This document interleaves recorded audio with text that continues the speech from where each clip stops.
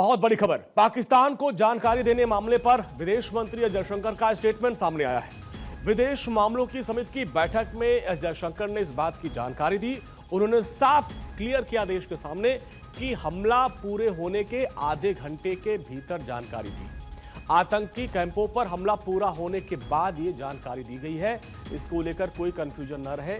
और जब ये बैठक चल रही थी विदेश मामलों की समिति, उसमें विदेश मंत्री ने इस चीज को पूरा क्लियर कर दिया। इसको लेकर काफी सियासत हो रही थी, राजनीति हो रही थी। अब इस पूरे मैटर पर विदेश मंत्री ने उनके बयान को लेकर, और हमारी पॉलिटिकल एडिटर अदिति नागर हमारे साथ हैं। अदिति, इस पूरे मामले को लेकर सियासत खूब हो रही थी, लेकिन अब विदेश मंत्री ने क्लियर कर दिया, देश के सामने क्लियर कर दिया कि हमने हमले के बाद ये जानकारी दी। देखिए, जहां एक तरफ जब ऑपरेशन सिंदूर चल रहा था, पूरा विपक्ष साथ खड़ा था, उसके बाद कई ऐसे बयान आए, खास तौर पे एस जयशंकर के, जिसको लेकर सियासत हुई। राहुल गांधी ने भी ट्वीट करा और ये कहा कि क्या ऑपरेशन सिंदूर से पहले ही पाकिस्तान को बता दिया गया था कि ऑपरेशन सिंदूर किया जा रहा है। तो आज जब ये बैठक हुई, जो कमेटी की बैठक हुई जिसमें कंसल्टेटिव कमेटी, ये इसलिए महत्वपूर्ण है क्योंकि इसमें विपक्ष के सभी सवाल जो मीडिया के सामने पूछे जा रहे थे उनका जवाब दिया गया।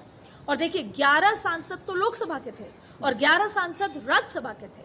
2.5 घंटे तक बंद कमरे में ये बैठक चली और ये माना जा रहा है, सूत्र ये बता रहे हैं कि इत्मीनान से, ठोस तरीके से एक एक सवाल का जवाब दिया गया। अब देखिए, जाहिर तौर पे विपक्ष ने कई सवाल पूछे।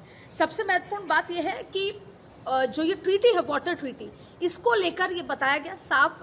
वाटर ट्रीटी पे एक डिटेल डिस्कशन हुआ जिसमें एस जयशंकर ने बताया गया कि ये होल्ड पर ये है और इसको आगे गतिविधि कैसे होगी इस पर अभी प्रयास और प्रोसीजर चल रहा है और अब खून पानी साथ नहीं पाएंगे, वही हमारी रणनीति है। दूसरी बड़ी बात है, सवाल सबसे ज्यादा जो पूछे गए विपक्ष की तरफ से वो ये थे कि किस तरीके से अमेरिका का हस्तक्षेप क्या रहा। क्या वाकई में पाकिस्तान और भारत के बीच में अमेरिका ने हस्तक्षेप किया और उसके बाद सीज फायर हुआ। उसको लेकर दो टूक जवाब एस जयशंकर ने बताया कि तीसरा कोई राष्ट्र नहीं था जिसने इस तरह से स्थिति पैदा की और सीज फायर हुआ हो। दोनों देशों के डीजीएमओ, भारत के डीजीएमओ से पाकिस्तान के डीजीएमओ ने जब संपर्क किया, क्योंकि भारत की नीति थी वो मारेंगे तो हम मारेंगे, अगर वो रुक जाएंगे तो हम रुक जाएंगे, ये बात साफ बताई। फिर तीसरी बड़ी बात थी खुद एस जयशंकर का बयान, जिसमें वो बिफोर टर्म का इस्तेमाल किया गया था। एस जयशंकर ने क्लियर किया कि मैंने कभी बिफोर टर्म का इस्तेमाल नहीं किया। हमने ये बताया कि जब ऑपरेशन सिंदूर चल रहा था उसके आधे घंटे बाद हमने पाकिस्तान को केवल इस तरह की इत्तला दी कि हमने केवल और केवल आतंकवादी ठिकानों पर ही अटैक किया है। तो आज एक एक करके विपक्ष के तमाम जो सवाल थे उस पर एस जयशंकर के जवाब आए और अंत में यही कहा गया कि विपक्ष के और भी कोई सवाल हो वो सरकार से सीधे पूछे।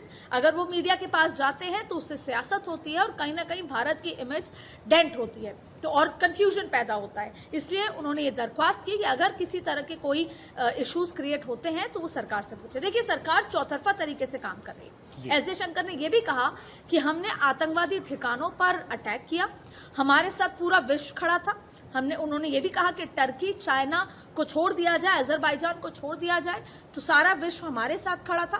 फिर भी हमने पाकिस्तान को एक्सपोज करने के लिए जो पूरे डेलीगेशंस भेजे हैं, जो पाकिस्तान को एक्सपोज करेंगे कि वो कैसे आतंकवाद को बढ़ावा दे रहा है, ये तमाम बातें की गई। इस 2.5 घंटे की बैठक में विपक्ष के एक एक सवाल का जवाब एस जयशंकर ने दिया और जो कंफ्यूजन थे बयानों को लेकर, विपक्ष जिन पर लगातार आरोप लगा रहा था, उनको लेकर भी क्लैरिटी की।